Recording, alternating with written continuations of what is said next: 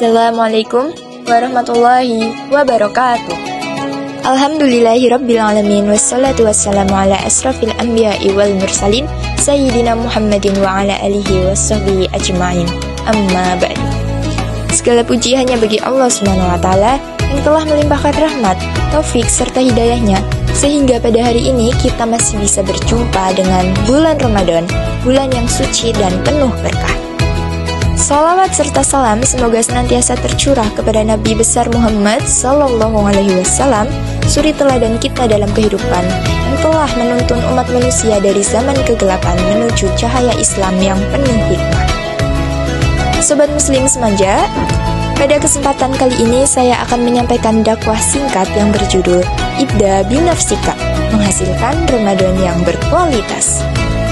Teman-teman rahimakumullah, beragama itu mudah, semudah menjalankan apa yang telah disyariatkan dalam Islam dengan baik, wajar, dan ikhlas.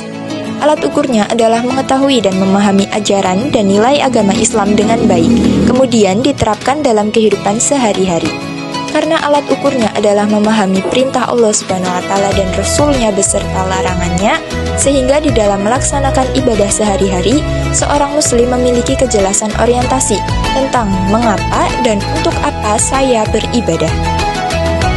Sedangkan ikhlas, alat ukurnya adalah memastikan bahwa sesuatu yang baik dan wajar itu dilakukan dengan senang hati, sepenuh hati, dan fokus di dalam berusaha mendapatkan ridho Allah Subhanahu wa Ta'ala semata.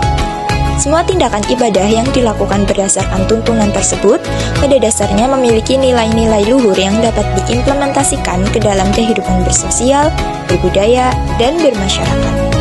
Karena pada dasarnya, kebaikan sekecil apapun akan mendapat pahala kebaikan dari Allah Subhanahu wa Ta'ala, dan begitu pula sebaliknya. Sebagaimana Al-Quran surah ke-99, Quran surah Az-Zalzalah ayat 7 dan 8 berbunyi, Bismillahirrahmanirrahim. Faman ya'mal misqala dzarratin khairan yarah, wa man ya'mal misqala dzarratin syarran yarah. Yang artinya, barang siapa yang mengerjakan kebaikan seberat zarah pun, niscaya dia akan melihat balasannya. Dan barang siapa yang mengerjakan kejahatan seberat zarah pun, niscaya dia akan melihat balasannya pula.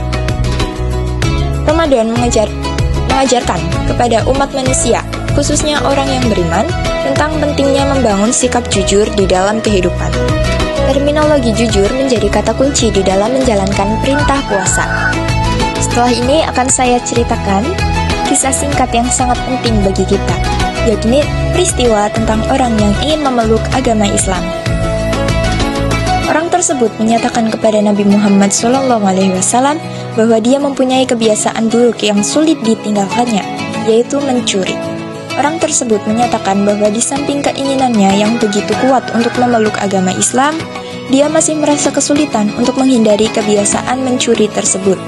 Untuk memecahkan persoalan tersebut, Nabi Muhammad SAW hanya meminta supaya orang itu berjanji untuk tidak berbohong atau an-la takdzib.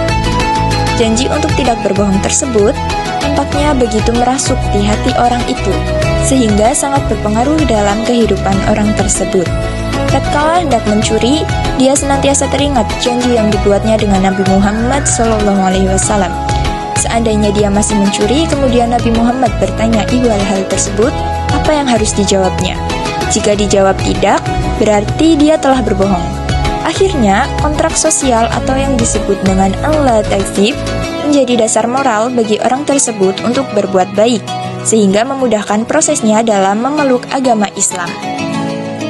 Kata kunci tidak berbohong dari cerita di atas pada hakikatnya berimplikasi ke berbagai sektoral kehidupan kita. Dikatakan demikian karena sikap tersebut merupakan bentuk pengejawantahan real dalam kata iman dan takwa. Seseorang yang mampu menahan diri untuk tidak berbohong, berarti dia telah mampu mengendalikan diri dari keputusan tindakan yang merugikan dirinya dan orang lain, meskipun dia tidak mengerti bahwa tindakan tersebut merupakan implikasi dari iman dan takwanya di hadapan Allah Subhanahu wa Ta'ala. Oleh karena itu, ada 3 hal penting yang perlu kita lakukan agar dalam menjalani kehidupan, khususnya di bulan suci Ramadan, dapat memberikan keberkahan dari efek kebaikan yang kita lakukan. Apa saja? Yang pertama, mulai dari diri sendiri, yaitu memastikan bahwa kebaikan yang telah terencana agar segera direalisasikan. Sebab tertundanya niat baik biasanya akan cenderung membuat kebaikan gagal terrealisasi.